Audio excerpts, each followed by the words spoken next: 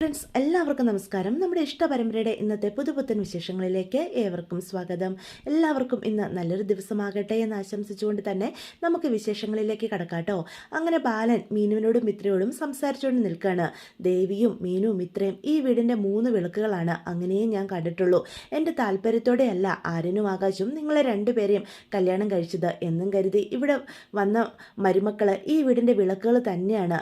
ഒരു പക്ഷേ ഞാൻ അവർക്ക് കല്യാണം ആലോചിച്ച് നടത്തി കൊടുത്താലും നിങ്ങളെക്കാളും സ്നേഹം നൽകുന്ന മക്കളെ എനിക്ക് ഒരിക്കലും ലഭിക്കില്ലായിരുന്നു. എനിക്ക് അത്രയ്ക്കും ഇഷ്ടമാണ് നിങ്ങളെ എന്ന് പറയാം. അത് കേൾക്കുന്ന മീനുവിനും മിത്രയ്ക്കും മനസ്സ് നിറയാണ് കേട്ടോ. അപ്പോൾ ഗോമതി ഇതെല്ലാം കണ്ടും കേട്ടും അവിടെ നിൽക്കുന്നുണ്ട്. അപ്പോൾ ബാലേട്ടൻ്റെ ഈ തുറന്നു പറച്ചിലിൽ ഗോമതിയും അത്ഭുതപ്പെട്ട് നിൽക്കുക. എന്താ ഗോമതി താനെന്നെ ഇങ്ങനെ തന്നെ തുറിച്ചു നോക്കുന്നത്? നമ്മുടെ വീടിൻ്റെ ഭാഗ്യവാരോ ഇവര് എന്ന് പറയാം. അതേ ബാലേട്ട എന്ന് അപ്പോൾ ഗോമതിയും പറയാൻ കേട്ടോ. എന്നിട്ട് ബാലൻ അവിടെ നിന്ന് അങ്ങോട്ട് പോവാം. ഇതേസമയം കൃഷ്ണമംഗലത്ത് നമ്മുടെ ധർമ്മനെ മാറ്റി നിർത്തി സംസാരിക്കുകയാണ് അച്യുതൻ. അല്ല എടാ, ഈ അനുശ്രീ ആളെങ്ങനെയാ എന്ന് ചോദിക്കുക. എന്താ ഏട്ടാ, അവൾ നല്ല കുട്ടിയാ, വളരെ പാവ എന്ന് പറയാണ്. നല്ല സ്നേഹമുള്ള കുട്ടിയാ. അതുകൊണ്ടാണല്ലോ അലോക് അവളോട് അത്രയധികം ദ്രോഹങ്ങളൊക്കെ ചെയ്തിട്ടും അലോകിനോടുള്ള സ്നേഹം കൊണ്ട് അവൻ്റെ കൂടെ ജീവിക്കാൻ അവൾ ഇഷ്ടപ്പെടുന്നത് എന്ന് ചോദിക്കുകയാണ്. അവനെ തന്നെ കല്യാണം കഴിച്ചില്ലേ, ഏട്ടനെ കിട്ടാവുന്നതിൽ വെച്ച് ഏറ്റവും നല്ല മരുമകളാ അവളെന്ന് പറയാണ് കേട്ടോ. മാങ്ങാ തൊലി എന്ന് അപ്പം അച്യുത പറയാ. എന്താ ഏട്ടാ, എന്താ പ്രശ്നം എന്ന് ചോദിക്കുക. അവള് നീ വിചാരിക്കുന്ന പോലെ ഒരാളല്ലടാ എന്ന് പറയാ. ദേ ഏട്ടാ, ആരെ പറ്റി എന്തു പറഞ്ഞാലും ഞാൻ സഹിക്കും, പക്ഷെ അനുമോള് അവളെ പറ്റി ഒരു അക്ഷരം മിണ്ടരുത്.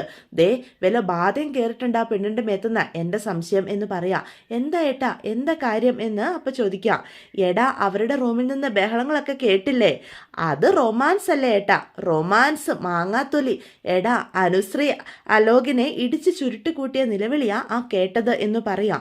അയ്യോ, അതെന്തിനാ? അതേടാ. എടാ മോനെ, ഞാനൊരു കാര്യം ചോദിക്കട്ടെ. സ്നേഹം കൂടുമ്പം ഏതെങ്കിലും ഒരു ഭാര്യ സാമ്പാർ എടുത്ത് ഭർത്താവിൻ്റെ തലയിൽ ഒഴിക്കുമോ എന്ന് ചോദിക്കുക. എന്തോന്നെടുത്തൊഴിക്കുമെന്ന്? സാമ്പാറടാ, നീ എന്താ ആദ്യമായിട്ട് കേൾക്കുവാണോ? ഇല്ല, ഒരിക്കലും ഒഴിക്കില്ല എന്ന് ധർമ്മം പറയാ. എങ്കിലേ ഇവിടെ ഒഴിച്ചു. ഒരു പാത്രം സാമ്പാർ എടുത്ത് അനുശ്രീ എൻ്റെ മോൻ്റെ തലയിൽ ഒഴിച്ചടാ എന്ന് പറയാം. അവൻ പൊള്ളി ഊപ്പാട് വന്നു. ഹോ, ചെറുക്കൻ്റെ കോലം കെട്ടുപോയി. ഏട്ടാ, എനിക്കിതൊന്നും വിശ്വസിക്കാൻ കഴിയുന്നില്ല എന്ന് അപ്പം ധർമ്മം പറയാ. നിന്നാണേ ധർമ്മ, ഞാൻ കള്ളം പറയുന്നതല്ല, ഞാൻ സത്യവാ പറയുന്നത്. അവള് പക വീട്ടാൻ വേണ്ടിയാണ് ഇവിടെ വന്നതെന്ന് എനിക്ക് തോന്നുന്നുണ്ട്. എൻ്റെ ഏട്ടനൊന്ന് ചുമ്മാതിരിക്കുന്നുണ്ടോ എന്ന് പറയാം. പക വീട്ടാൻ അനുശ്രീ വരുന്നു. പക വീട്ടാൻ ആരും വന്നെന്നോ ആകാശ് വന്നെന്നോ പറ, അത് ഞാൻ അംഗീകരിക്കാം. പക്ഷെ ഇത് അനുശ്രീ തല്ല് കാണുമ്പം തന്നെ തല കറങ്ങി വീഴുന്ന പെണ്ണാ അവള്. പാവം അവളെക്കുറിച്ച് ഇങ്ങനെ പറയല്ലേ ഏട്ടാ. 2 ദിവസത്തിനകം ഞാൻ പറഞ്ഞത് ശരിയാണെന്ന് നിനക്ക് മനസ്സിലാകും ധർമ്മ എന്ന് അച്യുതനപ്പം പറയാണ്. എൻ്റെ മനസ്സ് പറയുന്നത് എന്താണെന്നറിയോ? എന്താ ഏട്ടാ എന്ന് ചോദിക്കുക. നമ്മുടെ കുടുംബം കുളം തോണ്ടാൻ വേണ്ടി ബാലൻ അയച്ചത് അവളെ എന്ന് അച്യുതൻ പറയാ. അതേടാ, മോളുടെ ജീവിതം കുട്ടിച്ചോറായാലും വേണ്ടില്ല, നമ്മുടെ തറവാട് നശിപ്പിക്കണമെന്ന് മാത്രം ആ ബാലൻ്റെ മനസ്സിൽ. അതുകൊണ്ട് മകളെ കച്ചകെട്ടി ഇറക്കിയതായിരിക്കും. പക്ഷേ അവൻ മനസ്സിൽ കാണുന്നത് മാനത്ത് കാണുന്നവനാ ഈ ഞാൻ എന്ന് പറയാ. നോക്കിക്കോ, അവളെ ഇവിടെ അധിക ദിവസം ഞാൻ വാഴിയാൻ സമ്മതിക്കില്ല. അവളെ ഞാൻ ഇവിടുന്ന് അടിച്ചിറക്കും. അവൾക്ക് എന്തെങ്കിലും പറ്റിയാ ബാലനായിരിക്കും അത് കൊള്ളുന്നത്. കണ്ടോ നീ ഞാൻ എന്താ ചെയ്യാൻ പോകുന്നതെന്ന്?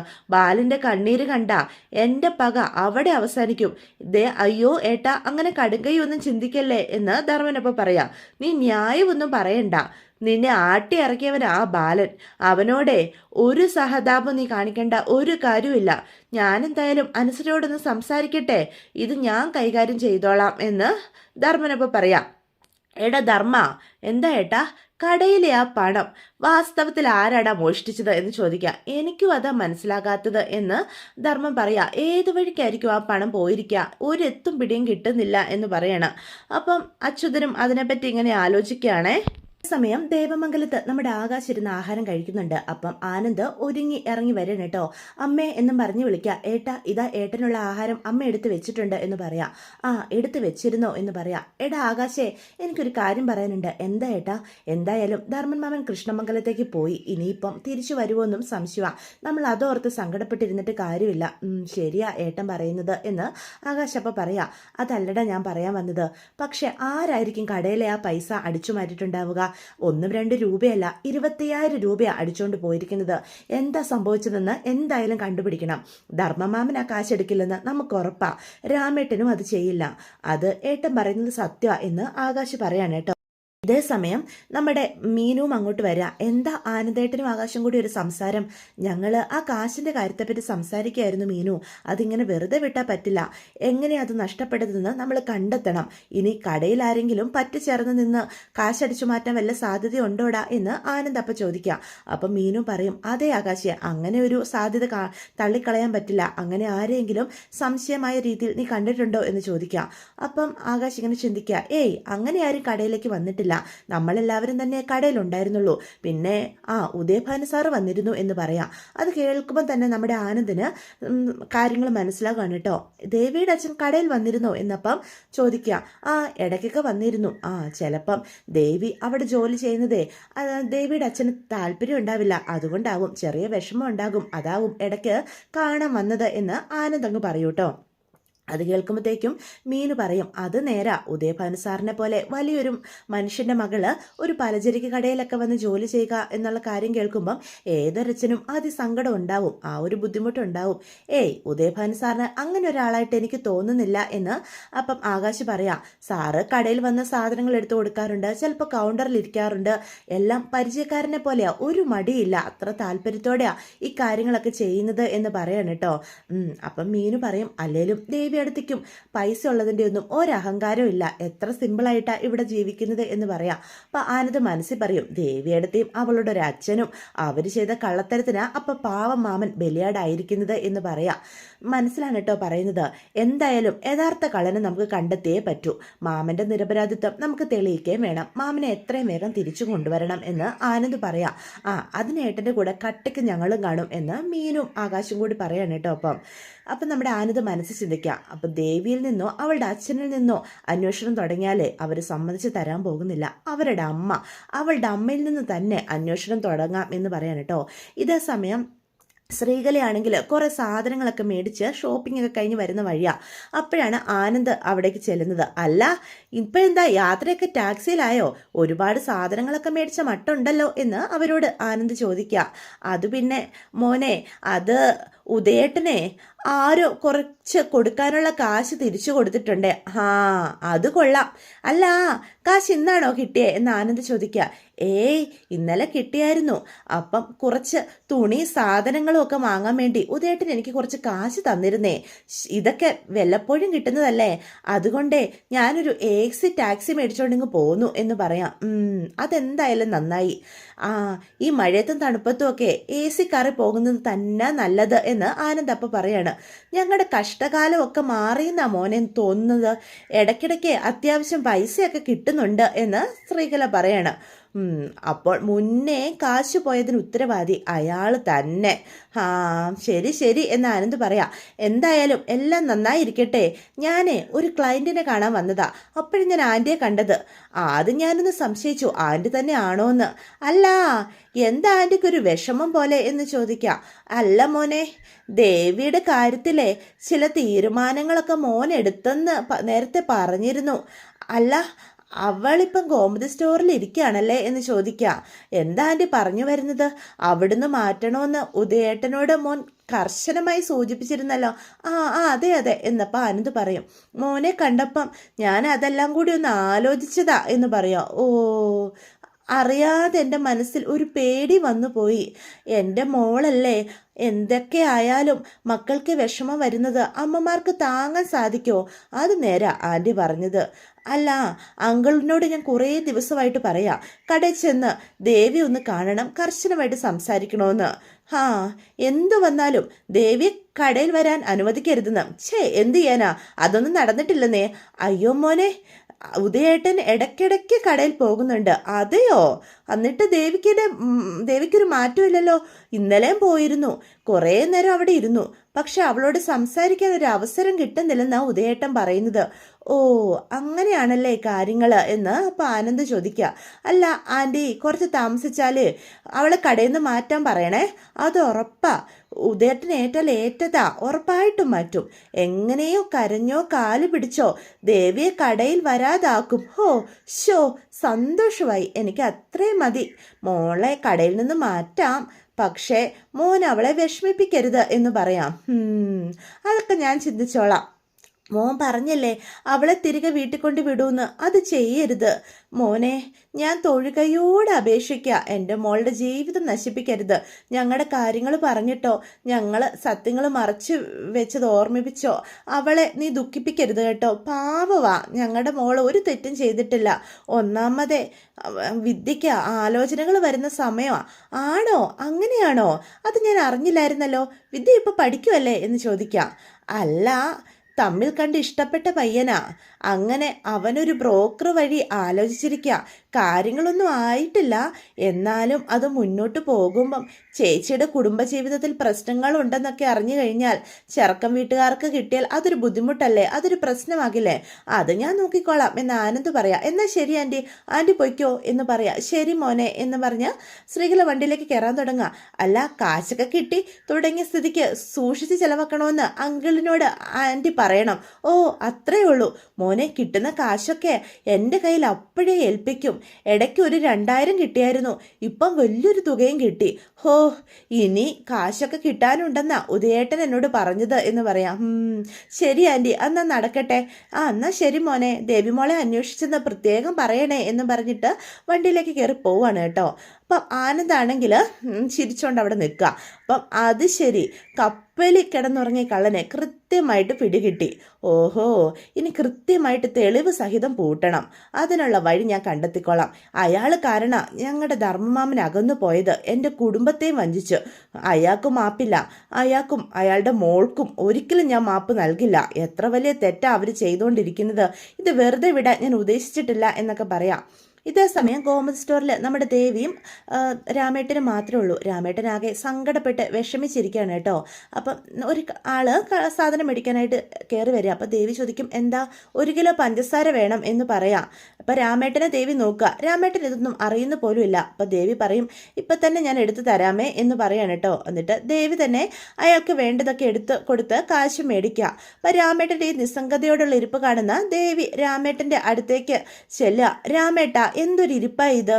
വേണ്ട, എന്നോടൊന്ന് സംസാരിക്കണ്ട, അവൻ വരട്ടെ. ബാലൻ ഇന്ന് 2-1 തീരുമാനിച്ചിട്ടേ ഉള്ളൂ. രാമേട്ട, ബാലച്ചൻ അങ്ങനെ മനഃപൂർവ്വം മാമനെ കള്ളനാക്കാനൊന്നും നോക്കിയതല്ല. ദേവി, നിനക്ക് തോന്നുന്നുണ്ടോ അവൻ പൈസ മോഷ്ടിക്കുമെന്ന്? മാമൻ പൈസ മോഷ്ടിക്കില്ല. പക്ഷെ ഇതെന്താ സംഭവിച്ചതെന്ന് എനിക്ക് മനസ്സിലാകുന്നില്ല.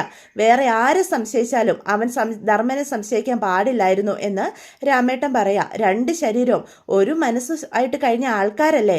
25,000 രൂപയ്ക്ക് വേണ്ടി ധർമ്മനെ പോലെ ഒരാളെ കള്ളനാക്കുക എന്ന് പറഞ്ഞാൽ എത്ര വലിയ തെറ്റാ അവൻ ചെയ്തത്. ഇതേ അറിഞ്ഞപ്പോൾ എൻ്റെ നെഞ്ചു പൊട്ടിപ്പോയി. രാമേട്ട, മാമൻ ആ പണം എടുത്തു എന്ന് ബാലച്ചൻ ഒരിക്കലും പറഞ്ഞിട്ടില്ല എന്ന് ദേവി അപ്പോൾ പറയാണ്.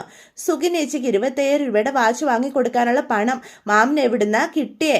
അത്ര മാത്രമേ ചോദിച്ചിട്ടുള്ളൂ ബാലച്ചൻ എന്ന് ദേവി ബാലനെ ന്യായീകരിക്കുക. ആ ചോദ്യം മാമൻ തെറ്റിദ്ധരിച്ചതാ. അവിടുന്ന് കുഴപ്പങ്ങൾ മൊത്തം ഉണ്ടായത്. ഇല്ല എന്ന് അപ്പം രാമേട്ടൻ പറയാം. ഞാനത് വിശ്വസിക്കില്ല. ബാലനെ ആരെങ്കിലും കുറ്റപ്പെടുത്തി ഒരു വാക്ക് പറഞ്ഞ അവനോട് വഴക്കിടുന്നവനാ എൻ്റെ ധർമ്മൻ. ബാലൻ എന്തു പറഞ്ഞാലും ചിരിച്ചോണ്ട് അതെല്ലാം കേട്ട് നിൽക്കത്തേ ഉള്ളൂ. അങ്ങനെ ഒരുത്തൻ ബാലനെ തെറ്റിദ്ധരിച്ചു എന്ന് ഞാൻ വിശ്വസിക്കണോ എന്ന് ചോദിക്കുക. രാമേട്ട എന്ന് പറഞ്ഞ് ദേവി അപ്പം സംസാരിക്കാൻ തുടങ്ങുമ്പോൾ ബാലൻ അങ്ങോട്ട് കയറി വരിക. ബാല, നീ ഈ കടം തുടങ്ങുന്ന കാലം മുതലേ ഞാൻ നിന്റെ കൂടെ ഉണ്ടായിരുന്നു. ധർമ്മനോട് നീ ചെയ്തത് ഒട്ടും ശരിയായില്ല ബാല എന്ന് പറയാം. അപ്പം ബാലനാണ് ദേവിയെ നോക്കുക. ഇനി ഇവിടെ തുടരണോ എനിക്ക് ഒട്ടും ആഗ്രഹമില്ല, ഞാൻ പോവുക എന്ന് രാമേട്ടൻ പറയാം. അല്ല, നിന്നെ കണ്ടെന്ന് പറഞ്ഞിട്ട് പോകാൻ വേണ്ടി നിന്നതാ ഞാനിവിടെ എന്നും പറഞ്ഞ് രാമേട്ടൻ അവിടെ നിന്ന് ഇറങ്ങിപ്പോകാൻ തുടങ്ങുക. രാമേട്ട എന്നും പറഞ്ഞ് ദേവി ഇപ്പം പിന്നിൽ നിന്ന് വിളിക്കും. ബാലനും വിളിക്കും. രാമേട്ടനും എന്നെ മനസ്സിലാവുന്നില്ലേ എന്ന് പറയാം. എനിക്കാരും മനസ്സിലാകുന്നില്ല ബാല, ഞാൻ പോവാ. ദേ, എനിക്ക് പറയാനുള്ളതൊന്ന് കേട്ടിട്ട് രാമേട്ടന് പോകാലോ എന്ന് ബാലനപ്പം പറയാണ് കേട്ടോ. രാമേട്ട, നിങ്ങൾക്കറിയാലോ, അവൻ എൻ്റെ മൂത്ത മകനാ, അങ്ങനെയേ ഞാൻ കണ്ടിട്ടുള്ളൂ. അവൻ തെറ്റ് ചെയ്താൽ തിരുത്തേണ്ടത് എൻ്റെ കടമയല്ലേ, അതാ ഞാൻ ചെയ്തത്. തെറ്റ് ചെയ്തു പോലും.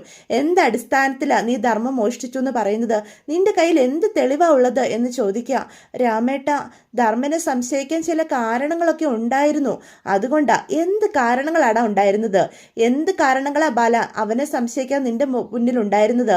അതെനിക്ക് അറിയണം എന്ന് പറയാ. അത് പിന്നെ രാമേട്ട, ഇന്നലെ വൈകുന്നേരം ഞാൻ കടയിലേക്ക് കയറി വരുമ്പം അവൻ ട്രോയിൽ നിന്ന് എന്തോ എടുക്കുന്നുണ്ടായിരുന്നു. എവിടെ പോകുന്നു എന്ന് ഞാൻ ചോദിച്ചപ്പം അവന് എന്തായിരുന്നു മറുപടി പറഞ്ഞത്? എന്തേലും വ്യക്തമായി പറഞ്ഞോ? ഒരു സ്ഥലം വരെ അത്യാവശ്യമായിട്ട് പോകണം എന്നല്ലാതെ കൃത്യമായിട്ടൊന്നും പറഞ്ഞില്ല. അത് രാമേട്ടനെ ശ്രദ്ധിച്ചതല്ലേ? ആ സംഭവത്തിന് നിങ്ങൾ രണ്ടുപേരും സാക്ഷികളല്ലേ എന്ന് ചോദിക്കാം. അന്ന് വൈകിട്ടാണ് സുകന്യയ്ക്ക് 25,000 രൂപയുടെ വാച്ച് അവൻ മേടിച്ചത്. 25,000 രൂപ അവൻ ഇവിടുന്ന് എടുത്തതിൽ എനിക്ക് ഒരു പരിഭവവും ഇല്ല. എപ്പോഴെങ്കിലും ഈ ട്രോ ഞാൻ പൂട്ടിയിട്ട് ഇവിടുന്ന് എങ്ങോട്ടെങ്കിലും പോകാറുണ്ടോ? നിങ്ങൾക്ക് ആർക്കും ഇവിടുന്ന് കാശെടുക്കാം, ഒരു കുഴപ്പവും ഇല്ല. പക്ഷേ എന്നോടൊരു വാക്ക് പറയായിരുന്നു, അതുമാത്രമേ ഞാൻ അവനോട് ചോദിച്ചിട്ടുള്ളൂ. നിങ്ങളോടൊക്കെ എനിക്കുള്ള വിശ്വാസം കൊണ്ടാണ് ആ ഡ്രോ എപ്പോഴും തുറന്നിട്ടിരിക്കുന്നത്. ആ വിശ്വാസം അവൻ തെറ്റിച്ചോ എന്നൊരു സംശയം എനിക്കുണ്ടായി. അത് ഞാൻ ചോദിച്ചു. അത് ഇത്ര വലിയ തെറ്റാണോ? ഞാൻ അവനെ തിരുത്താനേ ശ്രമിച്ചിട്ടുള്ളൂ രാമേട്ട. ഞാൻ തെറ്റ് ചെയ്ത രാമേട്ടൻ എന്നെ തിരുത്താറില്ലേ? അവരോടുള്ള സ്നേഹം കൊണ്ടല്ലേ ഞാൻ അങ്ങനെ പറഞ്ഞത് എന്ന് പറയാം. ഇനി രാമേട്ടന് എന്ത് തീരുമാനം വേണമെങ്കിലും എടുക്കാം എന്ന് പറയാം. പെട്ടെന്ന് ഒരാൾ സാധനം മേടിക്കാനായിട്ട് വരികയാണ് കേട്ടോ. അരി വേണമെന്ന് പറയാം. അപ്പോഴത്തേക്ക് രാമേട്ടനാണെങ്കിൽ നമ്മുടെ ബാലനോടുള്ള പിണക്കമൊക്കെ മറന്ന് വടിയരിയാണോ പൊന്നിയരിയാണോ വേണ്ടത് എന്ന് ചോദിക്കുക. അപ്പം രാമേട്ടൻ കയറി വരുന്ന കാണുന്ന ബാലന് സന്തോഷമാവാണേ. ഇതേ സമയം ഗോമതി ആണെങ്കിൽ ദേവമംഗലത്ത് മുറ്റത്ത് തന്നെ നിൽക്കുകയാണ് കേട്ടോ. അപ്പം ഇന്ദിരാമയാണെങ്കിൽ കൃഷ്ണമംഗലത്ത് മുറ്റത്ത് നിൽപ്പുണ്ട്. അപ്പം ഗോമതിയെ അടുത്തേക്ക് വിളിക്കുക. എന്നിട്ട് പറയും, എനിക്ക് നിന്നോടൊരു കാര്യം പറയുന്നുണ്ട്, എന്നാലും നീ ചെയ്തത് ഒട്ടും ശരിയായില്ല. നീ എന്നെ ഒളിച്ചു നടക്കുവാണല്ലേ എന്ന് ചോദിക്കുക. അമ്മ എന്താ അങ്ങനെ പറയുന്നത്? ഞാനെന്തിനാ അമ്മയെ ഒളിച്ചു നടക്കുന്നത്? ഗോമതി, ധർമ്മനെ എൻ്റെ വയറ്റിലാണ് പിറന്നത്. അവനെ വളർത്തിയത് നീയും എന്ന് വെച്ചാൽ നമ്മൾ രണ്ടുപേരും ഒരു തരത്തിൽ അവൻ്റെ അമ്മമാരാ. പക്ഷെ നീ ആ ധർമ്മം മറന്നു എന്ന് പറയാം. എനിക്കും നിനക്കും അറിയാവുന്ന ധർമ്മൻ പണം മോഷ്ടിക്കുന്നവനാണോ? പറ എന്ന് ചോദിക്കുക. അമ്മ എന്താ ഈ പറയുന്നത്? അവൻ പൈസ എടുത്തു എന്ന് ആരും പറഞ്ഞിട്ടില്ല. പറയണ്ട. സംശയിച്ചില്ലേ? അതുപോരെ. ഇനി അവനായിരിക്കുമോ എന്ന് മനസ്സിലെങ്കിലും ഒന്ന് ആലോചിച്ചില്ലേ എന്ന് ചോദിക്കുക. സ്വാതന്ത്ര്യം എടുത്ത് അവനോട് എന്തെങ്കിലും പറയാൻ ഞങ്ങൾക്ക് അവകാശമില്ലേ എന്ന് ഗോമതി ചോദിക്കുക. അവനെ സംശയിച്ച പോലെ നീ ആകാശനെ സംശയിച്ചില്ലല്ലോ, നിന്റെ മറ്റു മക്കളെ സംശയിച്ചില്ലല്ലോ എന്ന് ചോദിക്കുക. അമ്മയുടെ ന്യായങ്ങൾക്കൊന്നും എനിക്ക് മറുപടിയില്ല എന്ന് ഗോമതി അപ്പം പറയാണ് കേട്ടോ. ധർമ്മൻ പറയേണ്ടതൊക്കെ പറഞ്ഞു, ഇനി അമ്മ പറയേണ്ടത് അമ്മയും പറഞ്ഞോളൂ, ഞാൻ കേട്ടോളാം എന്ന് ഗോമതി അപ്പം പറയാണ് കേട്ടോ. എല്ലാവരും പറയുന്നത് കേൾക്കാൻ എനിക്ക് ബാധ്യസ്ഥതയുണ്ടല്ലോ, അല്ലാതെ ഇനിയിപ്പോൾ എന്ത് ചെയ്യാനാ എന്ന് ഗോമതി ചോദിക്കുക. പറ്റിപ്പോയി, ഇനി എനിക്ക് അത് തിരിച്ചെടുക്കാനൊന്നും സാധിക്കില്ലല്ലോ എന്ന് പറയാം. അനുഭവിക്കാൻ വിധി കിടക്കുന്നു, അത്ര തന്നെ എന്ന് ഗോമതി അമ്മയുടെ മുന്നിൽ നിന്ന് കരഞ്ഞോണ്ട് പറയാ.